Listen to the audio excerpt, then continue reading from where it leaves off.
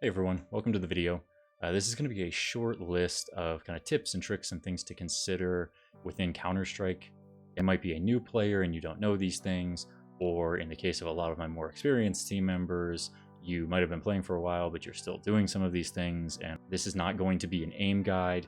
This is not going to be a movement guide or anything like that. This is going to be more of a ad hoc list of things that I see people doing that I think that they could improve upon and are worth considering. So if you find this video helpful, please subscribe to the channel and like the video, add any comments of other things that you think we should consider, just to help everybody in the community learn as much as possible. All right, with that, let's go ahead and get into the video.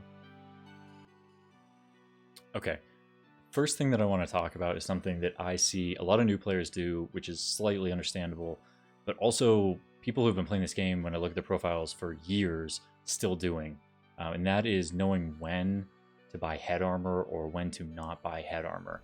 Head armor is obviously a very helpful part of the game, but you want to purchase it in the right circumstances, otherwise you're essentially throwing your money away, right? So as a T, you want to buy head armor every round that you can. And the reason for that is that the main CT weapons that the CTs are going to be buying on their buy rounds, which are the M4A1S or the M4A4, are not one-shot headshot weapons. So by having head armor, it's helping you to extend your life or give you a couple more seconds worth of chance essentially to win that gunfight. So every round that you're on T that you can buy head armor, you want to be buying head armor. You're doing something really specific. As a CT, you do not need to have head armor on rounds that you know the Ts are buying an op and or AKs. Both of those are one-shot headshot weapons anyway, so having head armor against a team of 4 or 5 AKs is not going to make a difference. What you're doing in this situation is trying to play the odds of what guns the opposing team are going to have and what armor you are going to buy in order to mitigate their ability to kill you with a headshot. If they are on an eco round or using SMGs or pistols or anything like that, then you do want to buy head armor because their primary weapons are not going to kill you with one shot to the head. If you're on CT and you win pistol round, first round of the game, the terrorist team might be able to force buy if they got the plan on you, but most likely they are just going to be buying MAC 10s or SMGs and forcing. So on that second round, you as a CT would want to buy head armor. You are just buying head armor thinking, well, what if they pull their pistol out on an AK round? They're probably not going to do that. They could do that. It's a much lower percentage chance that that is going to be how you end up dying in the round. You are much more worried about their primary weapon, which is their AK, and head armor doesn't help you in that situation anyway. So the idea is that you are saving that $350 every round on CT side, which is really important because the CT weapons are more expensive and the utility is more expensive than the terrorist side in general. So saving that $350 a round is a really big deal for your long-term economy over the course of the game. All right, so tip number 2, speaking of armor, don't rebuy armor every single round just because you took some damage. I see people doing this all the time, and this is something that newer players especially struggle with understanding because you think you need 100% armor. Unless your armor gets below about 50, you don't really need to rebuy armor, right? Your armor is taking damage for nades, it is taking some damage for bullets, certainly, but it is a huge cost to rebuy that armor every single round. You are either spending $650 without head armor or $1,000 a round with head armor, essentially to replace what might be 1 armor point or 10 armor points. You don't need to be spending that money every single round. You should really be rebuying armor when you completely die or when you take 50 or more damage on your armor, and then it's usually worth the money to re-up that. Not buying armor every single round is another means of really extending your economy, especially on CT side over the course of the game. All right, for the next tip, I'm going to be talking about smokes. What I want to talk about is the best way, in my opinion, to throw smokes to be effectively helpful for your team while also not opening opportunities for the enemy team to utilize your smokes against you. Any smoke is a good smoke in most people's opinion. However, there are some things that your smokes can do or can happen with your smokes that are going to give opportunities to the opponent. Good smoke, what does that actually look like? I'm going to show you on everybody's favorite map, Dust 2, what a couple of good smokes look like in my opinion. I'm not going to throw them from anywhere, but if you think about taking B site as a terrorist, right, and you want to smoke double doors, a lot of times what I do is I see team members just come in and they just go ahead and they just throw a smoke kind of like this, right? And this is okay. It does get you across safely. That is helpful. But what you'll notice here is that this smoke is what is called bleeding out over the edges of the opening, right? So it's going all the way over here. It's going all the way out here. And that is going to create a disadvantageous situation that you then have to play. If you throw this same smoke and it lands right here, you, as somebody, let's pretend that you planted, you came in here, and now you're trying to hold against the retake, right? If you throw this smoke, I now have to worry about this counter-terrorist creeping anywhere in along this smoke. They could show up anywhere to either side of this, and that means I have to play a very wide angle of multiple spots that they could show up. What you want to do instead, ideally, is try to get the smoke to stop at hard edges of the door, right? So if I throw it a little bit further out, this one still is a little bleeding in, but you can see how much better it is, right? They can't get in and around the left side of this door without their model showing through the smoke as they're coming in, and they also can't get out over here to car without going outward through the smoke in a way that is much smaller for me to hold as the person defending the bomb plant. Another example of this is over at long, and I use this all the time as a CT when I'm holding long, right? You come up here, you want to throw the smoke. I see people do things like this.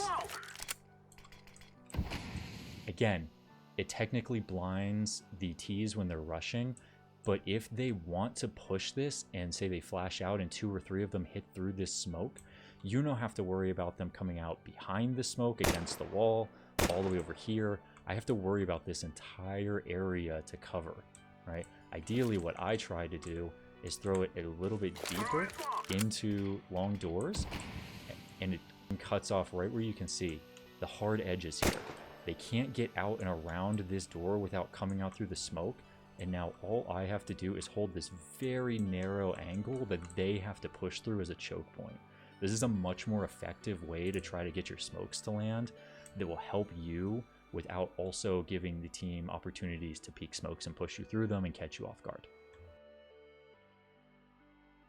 Okay, next tip.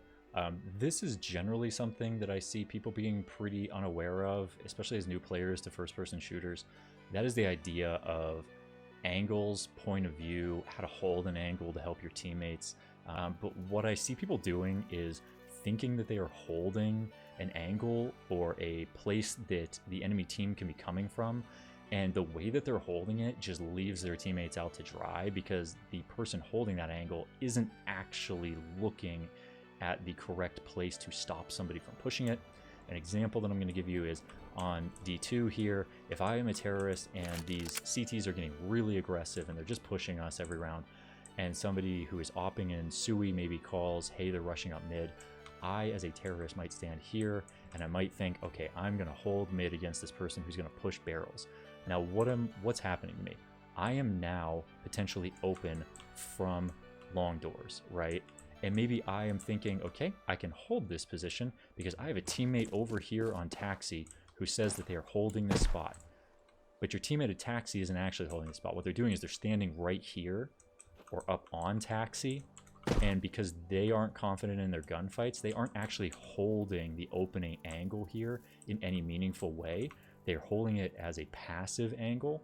And what that does is it allows the CTs to sneak out through here and get an angle on your person who is now holding mid without engaging you and without you engaging them at all.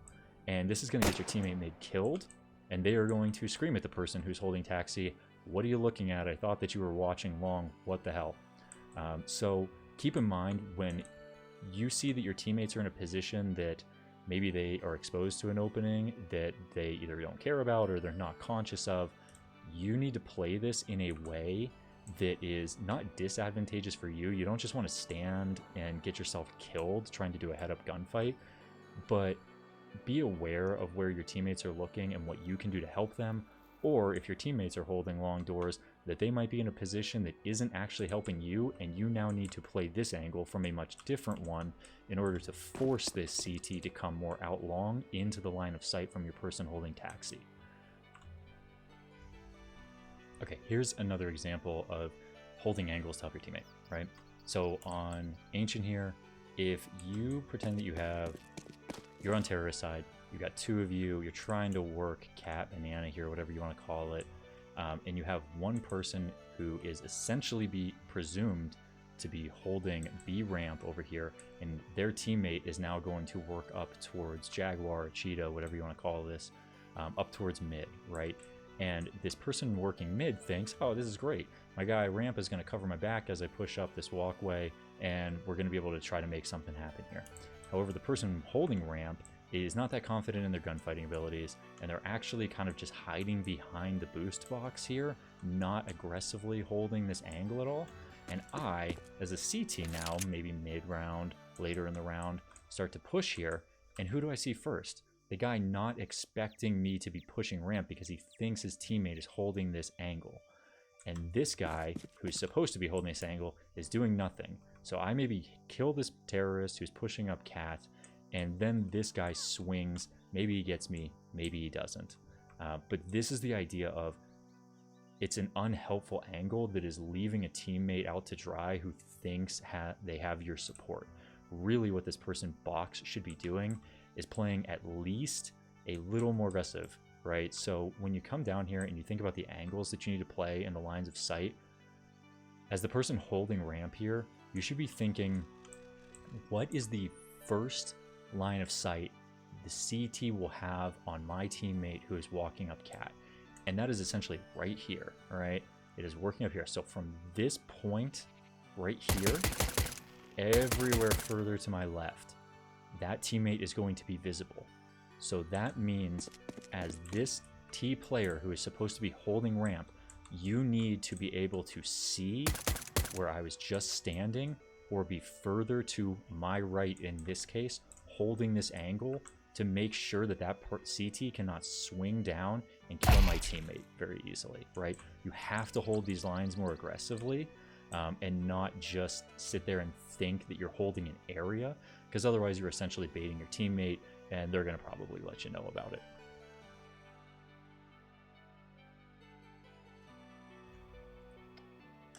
All right, something that I think most people struggle with until you get to crosshair placement, and this isn't a video about crosshair placement, but I'm going to say this because it's like something that everybody does poorly for some reason until you really build some self-discipline into your brain.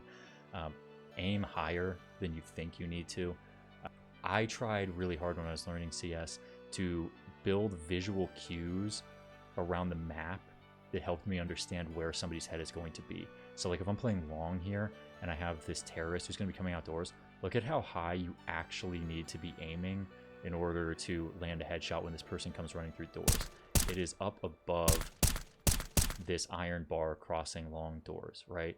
And a lot of times what you'll see is people standing here like this, aiming kind of lower at the middle of the door, right? So when I'm coming around mid and I want to pre-aim this, how high up do I actually want to be? Again, that second bar here on mid doors, any of these doors, they're all going to be about the same. That's where you want your crosshair to be placed in order to actually get the kill efficiently.